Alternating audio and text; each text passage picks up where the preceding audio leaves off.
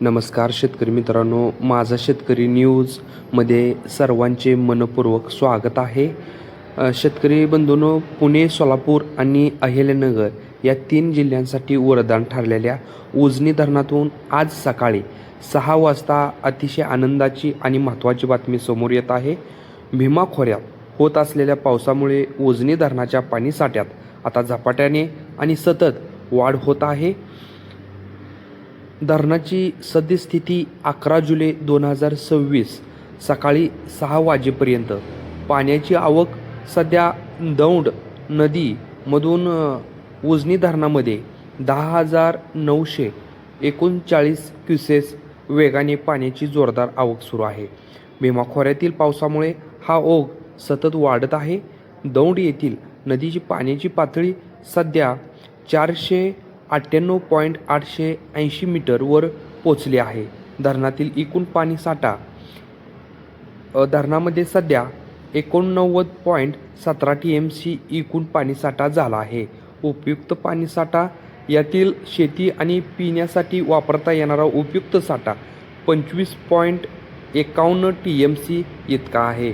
पाण्याची टक्केवारी उजनी धरण आज सकाळी 6 वाजेपर्यंत 47.61% भरले असून धरण आता 50%च्या उंबरठ्यावर आले आहे.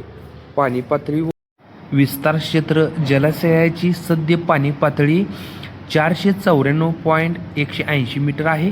पाण्याचा विस्तार क्षेत्र 265.62 स्क्वेअर किलोमीटर एवढ्या मोठ्या परिसरात पसरले आहे. पाऊस आणि विसर्ग आज धरणावर निरंक म्हणजे 0 मिलीमीटर पाऊस असला तरी या हंगामातील एकूण पाऊस 88 मिलीमीटर झाला असून मुख्य आवक ही वरील धरणाच्या क्षेत्रातून येत आहे. विसर्ग सध्या उजनी धरणाचे सर्व दरवाजे, कॅनल, बोगदा, सीनामाडा उपसा सिंचन योजना आणि दहिगाव योजनेतून होणारा विसर्ग पूर्णपणे बंद आहे. म्हणजेच आलेले सर्व पाणी धरणामध्ये साठवले जात आहे.